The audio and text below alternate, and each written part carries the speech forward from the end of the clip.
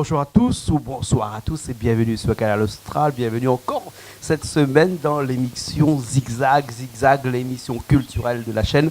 L'émission où on va parler cette semaine de quelque chose que l'on connaît tous ici sur Canal Austral parce qu'il s'agit de la photographie. Mais pas n'importe quelle photographie, puisqu'il s'agit de la photographie animalier. Et pour ça, j'ai avec moi un spécialiste de la photographie animalier. Il s'appelle Claude Pommier. Et il est avec moi aujourd'hui, Monsieur Claude Pommier. Comment ça va? Bonjour. Ça va bien? Ça va très très bien. Ça va très bien. Alors, tu es photographe animalier. Oui. Hein? C'est-à-dire que tu passes ton temps, maintenant, à te balader à travers le monde et à aller chercher des animaux. Oui, les animaux les plus rares. Les plus rares, pas forcément, disons, les plus spectaculaires pour un peu tout le monde, quoi. Ouais. Généralement, ton pays de prédilection reste l'Afrique. L'Afrique du Sud, oui. Oui, ouais. Mais enfin, on trouve des animaux merveilleux un peu partout. Mais l'Afrique du Sud, c'est vraiment un concentré d'animaux. Mm-hmm. Où on trouve les Big Five, c'est-à-dire les 5 animaux les plus recherchés, c'est-à-dire le lion, le buffle, l'éléphant, le léopard. Oui. Mm-hmm. Et le 5e, il est en train de se promener. Oui, en train de se promener. Mais tu m'as dit que tu n'es pas seulement en Afrique du Sud, mais tu es aussi en Asie aussi, quelquefois. Oui, oui, je suis parti faire des photos au Cambodge, au Vietnam, au Panama. Enfin, je crois que je suis un peu comme vous voyagez beaucoup aussi. Oui, mais pas pour faire des photos d'animaux, mais peut-être après l'émission, on aura tous l'envie d'aller photographier des animaux. On va commencer par le petit moineau qui se trouve au fond de la cour. Après, on va commencer par son chien, son chat, et les poules, les canards, les oies. Et qui sait, peut-être après, on traversera la mer, les océans pour aller photographier les autres animaux. Comment ça t'est venu, cette passion de la photographie comme ça? Oh, cette passion, c'est une passion qui est née il y a une 40aine d'années dans les Hautes-Alpes, où là, j'allais photographier les chamois, les bouquetins, les mouflons, les gros animaux des Hautes-Alpes, et les petits même, comme les hermines, oui. les marmottes, des animaux comme ça. Et c'est là où tu as commencé à aimer ça. Mais tu étais aussi guide de haute montagne? Non, pas de haute montagne. De moyenne montagne. De moyenne montagne, d'accord. Et c'est en regardant les animaux évoluer dans leur milieu naturel que tu as C'est-à-dire en montagne, il y a les animaux, puis il y a tout le reste. Il y a la flore qui est superbe aussi. Ouais. Mais moi, je me suis plus spécialisé dans les animaux. D'accord. Et après, tu as commencé à faire les plus gros, les éléphants. Oui, après. Les éléphants d'Afrique, les éléphants rhinocéros, les rhinocéros et tout ça. Mais qu'est-ce qui vraiment t'attire, ça? Parce que c'est quand même assez dangereux, parce qu'il faut quelquefois s'approcher de très près de ces animaux-là. Bien, il y a des précautions élémentaires à prendre. Les guides sur place vous informent bien qu'il ne faut par exemple pas sortir de la voiture. Par exemple, si quelqu'un crève un pneu, il faut rester dans le véhicule et attendre que des véhicules passent pour le signaler, qui préviendront le camp, et on viendra vous dépanner avec des guides armés. Mais surtout pas sortir du véhicule. Quelles sont les réserves que tu as fait comme ça? Les réserves, il y a les plus célèbres, c'est par exemple Olifant, Satara, Orpen, qui sont dans le centre du parc Kruger. Il faut savoir que ce parc est immense. On pourrait mettre 8 îles de la Réunion dans ce parc. Ah ouais. Il fait 380 km de long sur 60 km de large, ce qui représente à peu près 20 000 km². Ah ouais. Alors évidemment, les animaux, ils ont de la place là-dedans. Et on ne peut pas dire qu'ils sont en semi-liberté, là. Ils sont complètement en liberté. Ah oui, ils sont complètement en liberté, oui. Ouais. À tel point que les braconniers en profitent largement. Ah ouais. Mais quand on est photographe animalier, c'est aussi pour sensibiliser la population aussi que les animaux sont extraordinaires, ils sont jolis, ils sont agréables à regarder, ils sont en voie de disparition aussi, qu'il faut aussi faire attention au braconnage. Oui, enfin, à l'intérieur de ces parcs, de ces réserves naturelles, ils sont surveillés La plupart sont surveillés. Et il y a une sélection naturelle qui se font avec les prédateurs qui marche très bien. Ouais. Vous avez des milliers d'impalas qui sont des antilopes qui se reproduisent très bien et qui font la joie des lions, des léopards, des prédateurs. D'accord. Tout se passe très bien.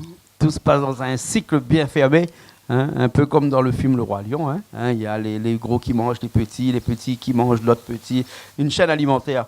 Hein. Ah oui, Alors, oui. On a vu, pendant qu'on discute là, des photos de ce que tu as fait en Afrique ou en Asie. L'animal qui t'a le plus séduit au niveau de la photographie, c'est quel animal? C'est difficile de vous répondre parce que vous avez par exemple, dans les oiseaux, c'est le paradis des ornithologues, le parc Kruger. Vous avez des oiseaux absolument magnifiques. Alors, c'est difficile de dire je préfère tel animal. Sur quoi se base-t-on? Sur le physique, sur son comportement? Mais tu as une petite préférence pour une photographie d'un bébé lion? Ah oui, oh ben ça, Ah oui. Hein?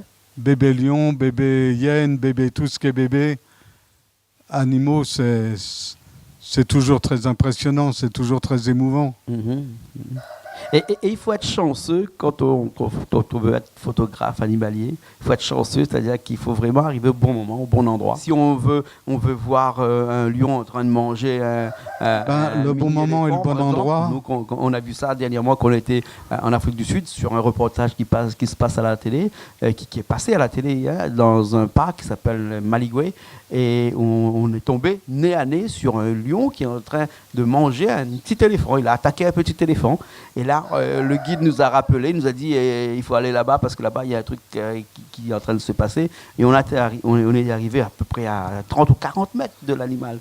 Là, on avait de la chance. Mais est-ce que quand on est photographe animalier, on part au petit bonheur à la chance pour essayer de capturer les photographies les plus spectaculaires, ou bien sinon on se met à l'affût, puis on attend que ça arrive? Le secret, s'il y en a un, c'est se lever très tôt et se coucher très tard.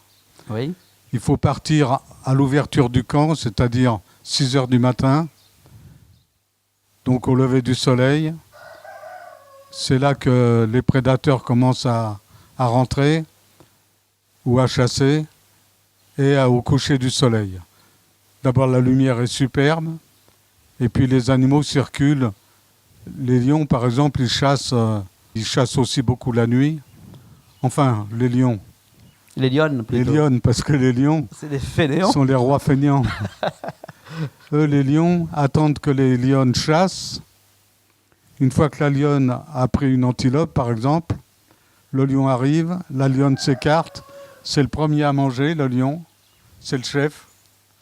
Après, la lionne, qui nourrit ses petits. Puis après, vous avez tous les autres prédateurs, les hyènes, les vautours, tout ça, tous les charognards qui arrivent pour finir le travail. Ouais. Et ça, c'est des images qu'on peut prendre facilement comme ça. Alors, pour prendre les images, il faut être équipé quand même. Hein?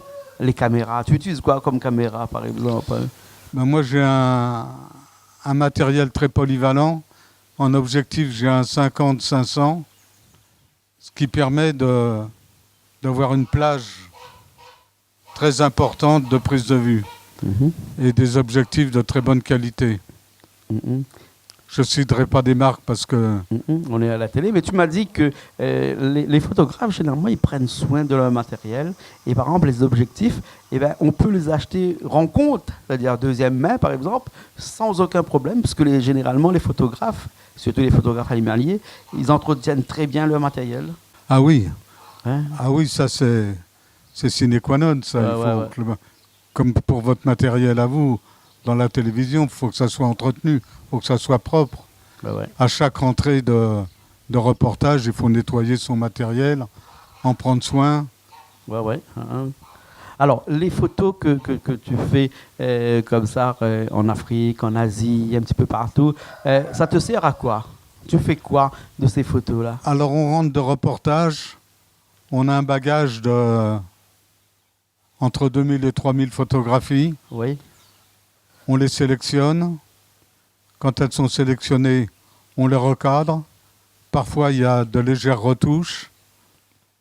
Ensuite, quand on estime que le travail est propre, on les fait tirer. Moi, je les fais tirer. Avant, je les faisais tirer sur papier. Maintenant, je les fais tirer sur tissu. Il y a un grain qui est très agréable. Et les meilleurs sélectionnés, je fais des expositions dans les médiathèques de Bras-Fusil, de Saint-Benoît, les médiathèques de La Réunion. D'accord, alors. Hein. Donc, tu es quelque part un petit peu pédagogue, alors, c'est-à-dire que les médiathèques, c'est des enfants qui viennent. Et est-ce qu'ils viennent pour les animaux ou ils viennent pour le métier de photographe? Bien, ou la photographie? Les scolaires sont très curieux. Oui. Et quand on voit, par exemple, des fois dans les collèges, les lycées, des enfants turbulents, moi, je peux dire qu'avec moi, ils sont impeccables. Ah ouais. Ils sont passionnés, ils veulent tout savoir. Et il y en a des fois qui sont très forts, hein, qui vous posent des questions vraiment pertinentes. Ouais, ouais. C'est très agréable, d'autant plus que moi, j'ai une compagne qui est professeure de SVT, donc ça aide. Et ta compagne est aussi photographe avec toi. Oui. Ouais. Elle aussi, elle a son appareil, elle fait ses clichés et elle va à la recherche aussi des animaux comme ça. Ah, on travaille ensemble. Ouais. Et même, des fois, on se jalouse un peu parce que des fois, elle fait des clichés meilleurs que les miens. Mais peu importe, seul le résultat compte. Vos photos sont signées de vous deux, donc Claude Pommier et Anne-Sophie. Anne-Sophie. D'accord, alors, ok. Hein, et donc, on peut retrouver ces photos-là dans les médiathèques. Hein, donc, il suffit de questionner les médiathèques pour savoir quand est-ce qu'il y a une exposition de ces photos animaliers. Hein, c'est ça? Oui, oui. Alors, des projets, là, encore, des voyages, encore, là, après, pour aller photographier d'autres On retourne au mois d'août en Afrique du Sud, parce que chaque parc a sa spécificité. Par exemple, ou même en dehors des parcs, vous avez par exemple Uluwe, ce qui est un parc qui est en dehors de Kruger, où vous trouverez beaucoup d'oiseaux magnifiques. Vous avez Mpila, le camp Mpila,